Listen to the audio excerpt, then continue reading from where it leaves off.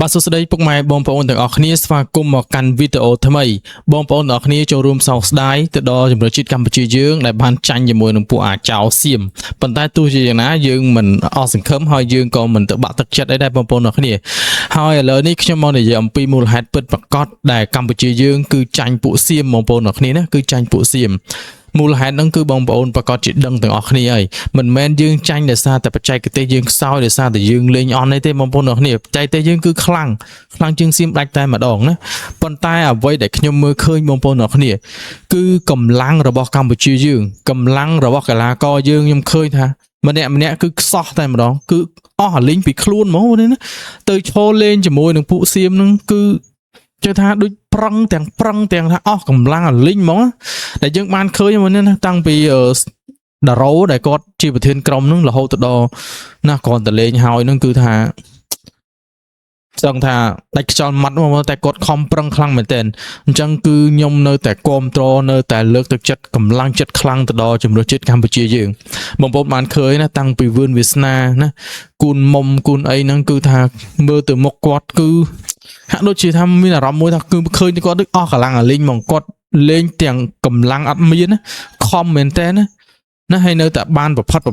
ផោយជាមួយពួកសៀមរហូតទៀតបងប្អូនអរគ្នាអញ្ចឹងបើសិនជាយើងកម្លាំងយើងពេញធម្មតាវិញណាសៀមអត់មានអីគីឡូមួយផែមួយយើងទេបងប្អូនអរគ្នាណាអត់មានគីឡូមួយផែមួយយើងទេប៉ុន្តែទោះជាណាក៏បានលើកពានមួយទៅឲ្យបងប្អូននៅកម្ពុជាយើងណាអូខេឥឡូវទៅស្ដាប់ជាមួយនឹងការបកស្រាយរបស់បងប្រុសម្នាក់សិនដែលគាត់នឹងនិយាយទូត្រួតតាក់ទងជាមួយនឹងរឿងនឹងដែរបងប្អូនអរគ្នាតោះលទ្ធផលយើងចាញ់ 3-0 ក៏ប៉ុន្មានប៉ុន្តែស្មារតីនិងឆន្ទៈកីឡាកររបស់យើងមិនបានចុះចាញ់នោះទ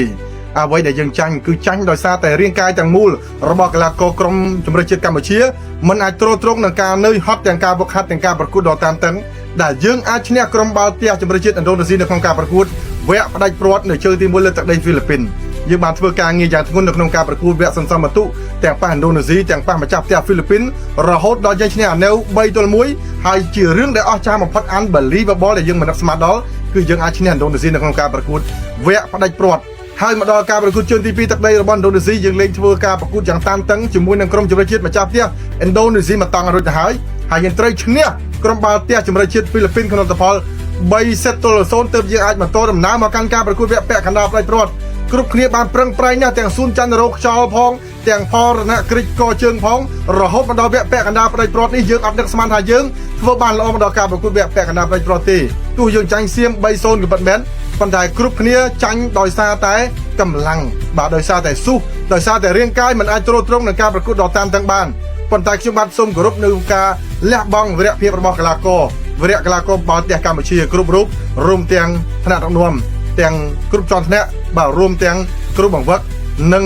ងអ្នកគ្រប់គ្រងទាំងអស់ដែលបានប្រឹងប្រែងចូលរួមលើកទឹកចិត្តដល់ប្រទេសឥណ្ឌូនេស៊ីទៅទៀតទោះចាញ់ក៏មិនមែនប៉ុន្តែស្មារតីអ្នកគ្រប់គ្រងកីឡាយើងបានឈ្នះរួចទៅហើយក្នុងចិត្តរបស់អ្នកគ្រប់គ្រងបានឈ្នះរួចទៅហើយមិនមែនយើងចាញ់បច្ចេកទេសមិនមែនយើងចាញ់ដោយសារតែយើងក្រោមគេទេប៉ុន្តែគេមានពេលវេលាគ្រប់គ្រាន់ក្នុងការសម្រាកប៉ុន្តែកម្ពុជាអត់មានទេកម្ពុជាធ្វើការងារ work hard every game មានតែគ្រប់ game ទាំងអស់គឺកម្ពុជាធ្វើការងារធ្ងន់មែនទែនអញ្ចឹងខ្ញុំសូមជម្រាបបងប្អូនយើងទាំងអស់គ្នាសូមមេត្តាគុំរិះគន់ដល់លទ្ធផលចំពោះក្រុមជម្រើសជាតិរបស់យើងដែលយើងបានបរាជ័យ 3-0 ក្រុមធ្វើជើងរបស់សៀមខ្ញុំមើលហើយគឺដោយសារតែយើងអស់ស៊ូសអស់កម្លាំងហើយបងប្អូនយើងកីឡាករយើងគឺដូចទូកសាច់អញ្ចឹងមានតែការប្រកួតមួយយើងធ្វើការងាររហូតដល់ថ្នាក់លេងដល់ខ្យល់បងប្អូនយើងទាំងសួនច័ន្ទរោទាំងផលរតនៈលេងទាំងរបួសនៅក្នុងការប្រកួតជាមួយនឹងសៀមនេះទៀតយ៉ាងណាក៏ដោយខ្ញុំពិតជាសូមកោតសរសើរហើយសង្ឃឹមថានៅឱកាសក្រោយយើងនឹងធ្វើបានល្អទៀតប៉ុន្តែសៀមទោះបីឈ្នះយើងក៏ប៉ុន្មានខ្ញុំជឿជាក់ថាសៀមនឹងមិនអាចឈ្នះឥណ្ឌូនេស៊ីទេព្រោះលេងលើទឹកដីឥណ្ឌូនេស៊ីក្នុងការប្រកួតវគ្គផ្ដាច់ព្រាត់បើសិនបើឡើងទៅអាចជួបឥណ្ឌូនេស៊ីអញ្ចឹងអត់មានអ្វីច្រើនបងប្អូនយើងរងចាំតាមដានទស្សនាបន្តទៀតហើយជូនពរដល់វីរៈកីឡាករបាល់ទះកម្ពុជារបស់យើងដែលបានកសាងកំណត់ត្រាប្រវត្តិសាស្ត្រដែលប្រជាជនកម្ពុជានឹងចងចាំចំពោះការលះបង់ទាំងកម្លាំងកាយកម្លាំងចិត្តរបស់អ្នកគ្រប់គ្នាដើម្បីប្រជាជាតិមួយនេះអរគុណជួបគ្នានៅវីដេអូក្រោយកុំភ្លេចជួយ share លើកទឹកចិត្តនិង comment លើកទឹកចិត្តដល់ក្រុមកីឡាករបងប្អូនទាំងអស់គ្នាបងប្អូនដឹងស្រាប់ហើយណាឥណ្ឌូនេស៊ីបាល់ទះគឺខ្លាំងមែនតើណាហើយយើងអត់ដែលលេងឈ្នះឥណ្ឌូនេស៊ីទេប៉ុន្តែលើកនេះយើងលេងឈ្នះគឺថាជាប្រវត្តិសាស្ត្រថ្មីខ្លាំងមែនតើបងប្អូនទាំងអស់គ្នាបើកម្លាំងយើងពេញធម្មតាណាយើងឈ្នះ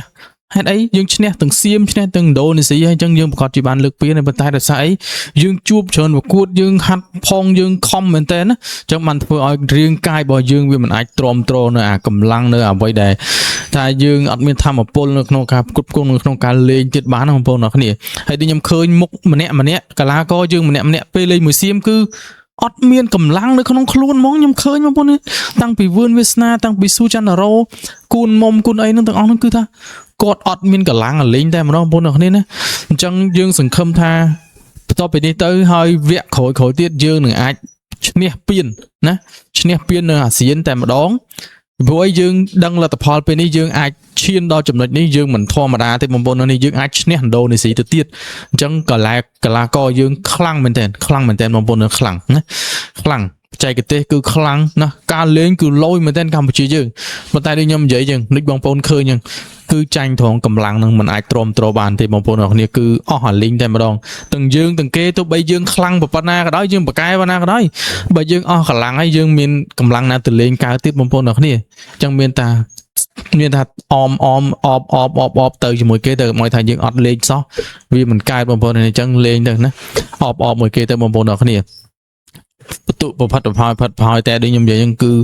អស់លេងខ្ញុំមួយខ្ញុំឃើញមុខខ្ញុំដឹងមានអារម្មណ៍ខ្ញុំមើលតាំងពីដំបូងម៉េចតាំងពីសិចទី1ម៉េចខ្ញុំមើលខ្ញុំក៏ឃើញមុខកីឡាករយើងខ្ញុំដឹងបានហើយខ្ញុំថាអត់កើតទេដឹងតែអត់ទៅរួចទេគឺដោយសារតែកម្លាំងគាត់អត់មានទេអស់លេងហើយណាអស់លេងហើយអញ្ចឹងខ្ញុំដឹងផលិតផលមុនថាខ្មែរយើងប្រកាសជាមិនអាចយកជ័យជំនះទៅលើសៀមបានទេដោយសារតែកម្លាំងប៉ុន្តែអាវគ្គមុននោះបងប្អូនអរគ្នាជាងទី1ដែលយើងឈ្នះសៀម 3-1 នោះអានោះកម្លាំងយើងនៅមានណាអញ្ចឹងយើងលេងឈ្នះវាហ្មងដល់ធូរតែម្ដងប៉ុន្តែពេលនេះយើងអស់លេងតែម្ដងអស់លេងអញ្ចឹងបងប្អូនកុំបាក់ទឹកចិត្តណាហើយកុំទៅចាញ់ណាពាក្យឌៀមដាមពាក្យឌឺដងពួកអាសៀមបងប្អូនអរគ្នាណាកុំទៅចាញ់ពួកវាបងប្អូនធ្វើតែធម្មតាតែបងប្អូនអរគ្នាហើយកុំទៅរំពឹងលទ្ធផលខ្ពស់ពេកណាវាមានចាញ់មានឈ្នះចឹងឯងណាប៉ុន្តែទោះជាយ៉ាងណាដូចខ្ញុំនិយាយយ៉ាងកីឡាករយើងគឺខំខ្លាំងមែនតើអស់លេងពីខ្លួនទេបងប្អូនណាដូចស៊ូចាន់ណារ៉ូនេះណាដាក់ស្រោមផងចូលអុកស៊ីហ្សែនអីផងខ្យល់ចាប់តែម្ដងគាត់ខំមែនតើណាគាត់ខំមែនតើដើម្បីមុខមកប្រទេសជាតិយើងបងប្អូនអរគ្នាក្រុមកីឡាករបាល់ទះយើងគឺខំលះបង់ដើម្បីមុខមកប្រទេសជាតិយើងអញ្ចឹងយើងបានប៉ុណ្នេះយើងសប្បាយចិត្តទៅយើងអបអរសាទរទៅវាគឺជាប្រវត្តិសាស្ត្រថ្មីរបស់យើងហើយដែលឈ្នះឥណ្ឌូនេស៊ីទៅទៀតនោះបងប្អូនអរគ្នាអញ្ចឹងវគ្គក្រោយទៀតយើងពង្រឹងសមត្ថភាពយើងកាន់តែខ្លាំងទៀតអូខេយើងប្រកាសជាខ្លាំងជាងនឹងមួយកម្រិតទៀតបងប្អូនអរគ្នាណាអញ្ចឹងនៅតែគាំទ្រកីឡាករកម្ពុជាយើងនៅតែគាំទ្រកម្លាំងបាល់ទះជំនឿជាតិបាល់ទះកម្ពុជាយើងដដែលណានៅតែជួយ share ជួយគាំទ្រលើកទឹកចិត្តក៏ដដែលដើម្បីឱកាសក្រោយទៀតយើងកាន់តែល្អជាងនេះបន្ថែមទៀតណាអ្វីដែលយើងអន់នោះគឺកម្លាំងយើងនៅមានកម្លាំងនៅខ្សោយអញ្ចឹងខាងគ្រូបវឹកខាងកីឡាករទាំងអស់ហ្នឹងក៏ដឹងថាតើយើងត្រូវតែហូបបែបម៉េចណាត្រូវរស់នៅបែបម៉េចអំឡុងពេលដែលប្រកួតហ្នឹងណាគួរធ្វើបែបណាអំឡុងពេលហ្នឹងធ្វើម៉េចខ្លះត្រូវបែងចែកច្បាស់ដើម្បីឲ្យកម្លាំងយើងហ្នឹងពេលអស់ទៅយើងស្ដារឡើងវិញហើយលេងមកប្រកួតអត់មកប៉ះមួយសៀមអញ្ចឹងមិនតិចសាច់ណា3-4សាច់បងប្អូនគិតទៅ3សាច់ណា3សាច់រត់រហូតបងប្អូនគិតមើលទៅលោតរហូតណាខាងស្មាត់យើងទាំង2ទាំង3វឿនវាសនាគូនមុំគូនអីហ្នឹងណាគឺលោតរហូតបងប្អូនគិតមើលលោតរហូតអញ្ចឹងគឺកម្លាំងទប់អត់ជាប់ទេបងប្អូនអរគ្នាហើយតែយើងធម្មតាហ្នឹងលេងតែមួយសាច់ពីរសាច់ហ្នឹងមួយសាច់ហ្នឹងគឺអស់ខ្យល់ហើយតម្រាំតែពួកគាត់ទៀតហ្នឹងពួកគាត់ហាត់ផងបងប្អូនអរគ្នាណាតម្រាំតែបានប៉ុណ្្នឹងហើយមិនលេងតែមកប្រកួតជួបតែមកប្រកួតណាជួបច្រើនប្រកួតមែនតើបងប្អូនជួបច្រើនប្រកួតមែនតើតម្រាំតែយើងបានមកជួបជាមួយនឹងឥណ្ឌូនេស៊ីជួបមួយសៀមជួបអីហ្នឹងគឺយើងច្រើនប្រកួតមកហើយអញ្ចឹងកីឡាករយើងគឺខំមែនតើអស់លេងហ្មងដូចខ្ញុំនិយាយអញ្ចឹងខ្ញុំគ្រាន់តែឃើញគេ live មកខ្ញុំគ្រាន់ឃើញទឹកមុខកីឡាករយើងខ្ញុំដឹងផលិតផលបាត់ហើយណាប៉ុន្តែខ្ញុំមិនហ៊ាននិយាយទេណាដោយសារអីគឺយើងនៅតែលើកកម្លាំងចិត្តគាត់បើយើងឈ្នះទៀតវាកាន់តែអស្ចារ្យមែនតើបងប្អូនកាន់តែអស្ចារ្យខ្លាំងមែនតើប៉ុន្តែទោះជាណាដូចខ្ញុំនិយាយយើងធ្វើបានល្អហើយបងប្អូនអរគ្នាកុំសុំមេត្តាកុំមានមតិរិះគន់មតិជន់ប្រឡេកអីកុំឲ្យសោះណាកុំឲ្យសោះកីឡាករយើងខំអស់ឲ្យគាត់ក៏ចង់ឈ្នះដែរប៉ុន្តែគាត់អត់មានកម្លាំងគាត់អស់លេងហើយគាត់ធ្វើម៉េចណាអស់លេងហ្នឹងអស់ខ្យល់ហ្មងនិយាយទៅអស់ខ្យល់ហ្មងលេងទាំងដូចមានលេងទាំងថាដូចអត់មានកម្លាំងនៅក្នុងខ្លួនឈរតែតោចង់ទប់អត់ជាប់បងប្អូនអរគ្នាមិនធម្មតាទេបងប្អូនអរគ្នាអញ្ចឹង បងប្អូនកុំចេះតែបងប្អូនខ្លះចេះតែខមមិនខ្មែរឯណាឯនេះចេះចុះបងប្អូនទៅខ្លួនឯងបានដឹងប្រឹងណាបានដឹងប្រឹងថាហត់ប៉ុណ្ណាអូខេបងប្អូនអរគ្នាអរគុណច្រើនសម្រាប់ការតាមដានទស្សនាវីដេអូនេះណាយើងបានដឹងពីលទ្ធផលហើយយើងបានដឹងពីមូលហេតុពិតហើយដែលកម្ពុជាយើងណាចាញ់ពួកសៀមនៅក្នុងវគ្គនេះបងប្អូនអរគ្នាប៉ុន្តែវគ្គមុននោះយើងឈ្នះវាបងប្អូនអរគ្នាហើយវាក៏ថាវាឈឺចាប់វាយ៉ាងដែរបងប្អូនអរគ្នាណាហើយពួកសៀមនោះវាមានពេលវេលាច្រើនជាងយើងនៅក្នុងការឈប់សម្រាកហើយយើងនេះឈ្នះនេះគឺជួបរហូតបងប្អូនអរគ្នាអូខេអរគុណច្រើនជួបខ្ញុំនៅវីដេអូក្រោយទៀតបាយបាយ